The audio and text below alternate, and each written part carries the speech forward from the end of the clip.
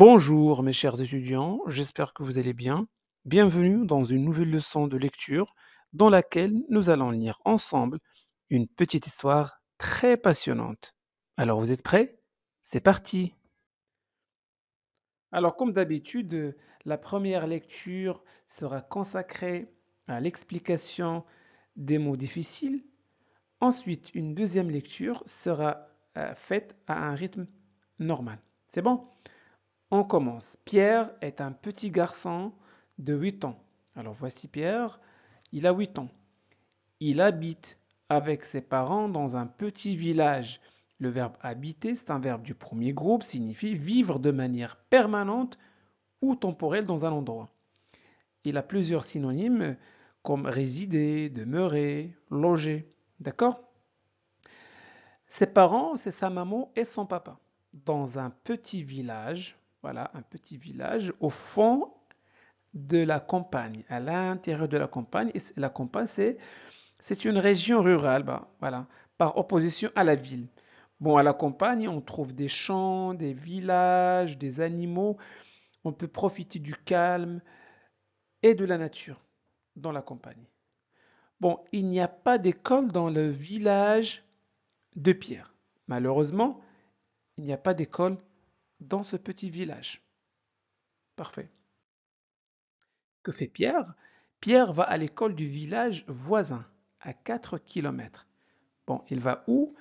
Au village voisin. Le village voisin, c'est un village qui se trouve à proximité d'un autre village, souvent à quelques kilomètres. Ici, 4 kilomètres. D'accord? Donc Pierre va à l'école du village voisin, à 4 kilomètres. Il n'y va pas à pied. Il ne va pas à pied. Bon, son père, voici son père, qui est menuisier. Alors, menuisier, c'est un artisan. Que fait le menuisier? Bah, le menuisier fabrique des meubles, des portes, des fenêtres, des armoires, etc. Donc, voilà, voici le menuisier. Lui a fabriqué, alors le verbe fabriquer, bah, c'est l'action que fait le menuisier maintenant. Il est en train de fabriquer une petite voiture. La voiture ressemble à quoi? À une charrette. Voici une charrette. Mais elle est beaucoup plus petite. Voilà. Une charrette petite. C'est bon. Parfait. Savez-vous qui tire cette petite voiture? Savez-vous qui tire cette petite voiture? Alors, c'est quoi tirer? Bah, tirer, c'est exercer une force sur quelque chose pour la déplacer vers soi. Par exemple, moi, pour ouvrir la porte, je la tire vers moi. D'accord? Bon, le chien ici exerce une force pour quoi? Pour tirer, pour déplacer la charrette vers lui. Et comme ça, la charrette avance. Très bien. Bon, le verbe tirer, c'est un verbe du premier groupe. Savez-vous qui tire cette petite voiture? Pas un cheval. Non, bien sûr. Pas même un âne. Pas même une chèvre. Mais qui? Mais tout simplement un chien. C'est Dick. Ben, le chien s'appelle Dick. Le bon gros chien qui tire la voiture de son petit maître et qui l'emmène tous les matins à l'école. Alors c'est quoi emmener? Bah, emmener, c'est accompagner quelqu'un d'un endroit à un autre. Par exemple, la maman emmène ses enfants à l'école. D'accord? Bah, le chien Dick emmène son maître, Pierre, chaque matin à l'école. C'est bon? Parfait. Quand l'école est finie, terminée, c'est encore Dick qui ramène le petit Pierre à la maison. Alors, emmener, que nous venons d'expliquer ou de traduire, emmener, c'est accompagner quelqu'un d'un endroit à un autre. Ramener, c'est quoi ramener? Ça implique un retour, tandis que emmener implique un déplacement vers un nouvel endroit. Par exemple, la maman emmène ses enfants à l'école. Emmène ses enfants à l'école chaque matin. L'après-midi, la maman ramène les enfants à la maison. D'accord? Emmener les enfants à l'école, ramener les enfants à la maison. C'est bon. Le petit Pierre, alors, c'est Dick qui ramène le petit Pierre à la maison. C'est amusant de venir à l'école dans une voiture à chien. Vous ne trouvez pas? Je suis sûr que vous aimeriez cela. Pierre et son chien n'arrivent jamais en retard à l'école. Ils sont toujours à l'heure. Quand Pierre ne s'est pas réveillé tout à fait à l'heure, Dick court un peu plus vite pour que son petit maître ne soit pas puni. Alors c'est quoi se réveiller? Se réveiller, c'est un verbe pronominal. Et les verbes pronominaux se conjuguent toujours avec l'auxiliaire être au passé composé. Se réveiller, c'est signifie sortir du sommeil et reprendre conscience. Donc chaque matin, je me réveille à 7 heures du matin. Dit court, c'est courir, c'est le verbe courir, un peu plus vite pour que son petit maître, voilà, son petit maître ne soit pas puni. Donc puni, c'est quoi? Bah, infliger à quelqu'un une peine ou une sanction suite à un comportement jugé fautif. Un jour, Dick et Pierre étaient partis de bonne heure. Bah, bonne heure, c'est quoi cette expression? Cette expression de bonne heure signifie tôt. D'accord? Par exemple, il est parti de bonne heure ce matin pour éviter les embouteillages. Ou bien, il est parti tôt ce matin pour éviter les embouteillages. C'est bon? Il ne se dépêchait pas. Se dépêcher quoi? C'est agir rapidement dans un laps de temps limité, tout simplement. Bon, par exemple, quand j'ai beaucoup de travail que je dois terminer à la fin de la journée, donc je dois me dépêcher. D'accord? La petite voiture roulait doucement sur le chemin, au milieu d'un petit bois. Petit bois, c'est une petite forêt. Tout à coup, soudain, voilà un petit lapin. Voici le lapin qui sort d'un buisson. Ben, c'est quoi un buisson? Un buisson, c'est un petit arbre ou un groupe d'arbustes souvent bas et dense. D'accord? Et c'est quoi un arbuste? Eh bien, une plante plus petite qu'un arbre, mais plus grande qu'une herbe. Voilà, les buissons. Donc les buissons, ce sont des petits arbres, tout simplement, et qui traversent la route, juste devant le nez de Dick. Il passe devant Dick. Aussitôt, le chien. Aussitôt, c'est immédiatement. Immédiatement, c'est un adverbe de temps. Immédiatement ou dès que possible. Le chien se met à courir après le lapin.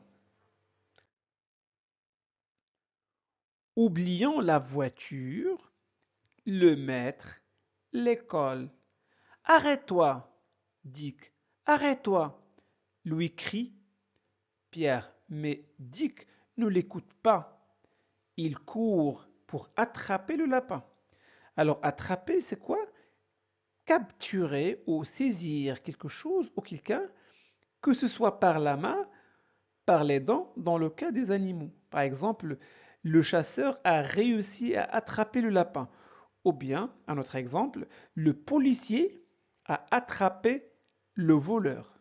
C'est bon? La voiture bute contre un arbre, se renverse. C'est quoi bute? Bute, c'est le verbe buter. C'est quoi? Signifie heurter ou entrer en collision avec quelque chose ou quelqu'un. D'accord?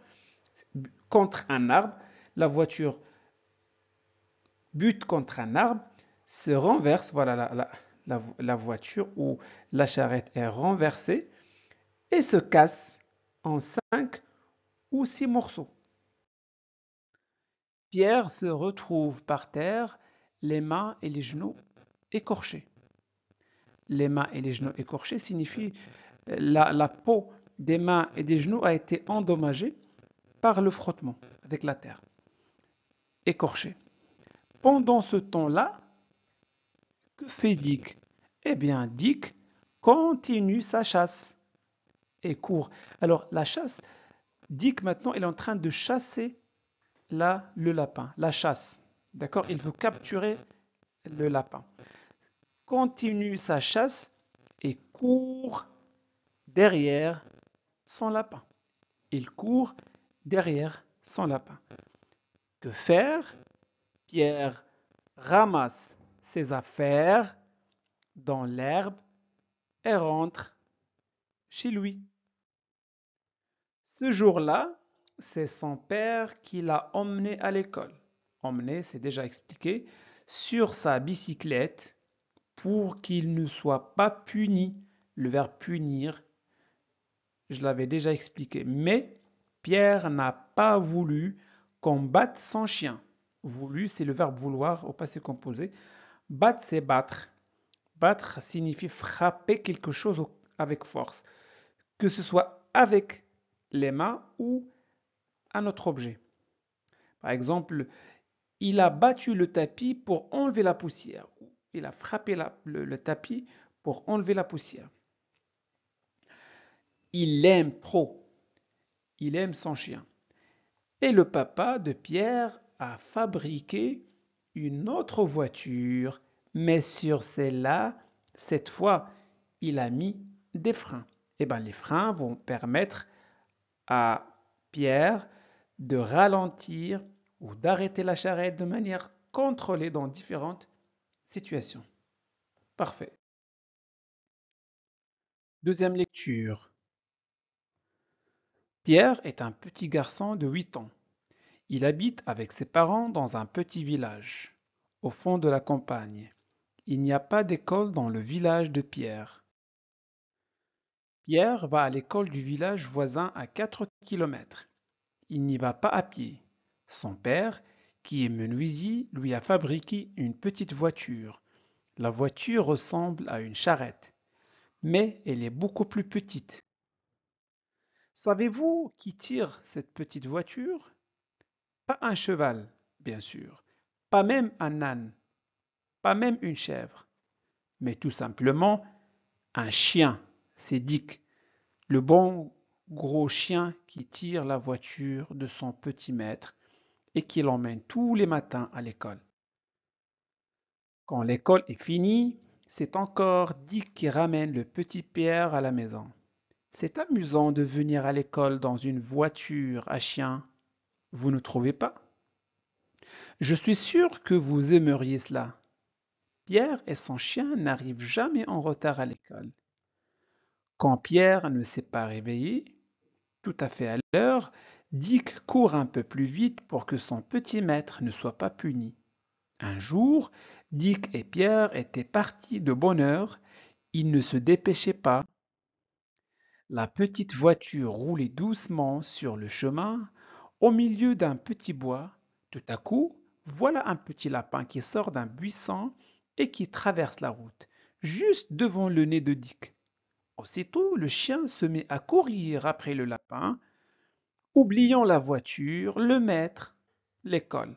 Arrête-toi, Dick, arrête-toi, lui crie Pierre. Mais Dick ne l'écoute pas. Il court pour attraper le lapin.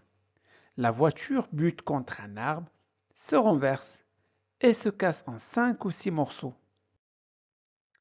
Pierre se retrouve par terre, les mains et les genoux écorchés. Pendant ce temps-là, Dick continue sa chasse et court derrière son lapin. Que faire? Pierre ramasse ses affaires dans l'herbe et rentre chez lui. Ce jour-là, c'est son père qui l'a emmené à l'école, sur sa bicyclette pour qu'il ne soit pas puni. Mais Pierre n'a pas voulu qu'on batte son chien. Il l'aime trop. Et le papa a fabriqué une autre petite voiture. Mais sur celle-là, cette fois, il a mis des freins. Donc voilà pour aujourd'hui. J'espère que cette vidéo vous a plu. Si c'est le cas, faites-le savoir en laissant un petit j'aime.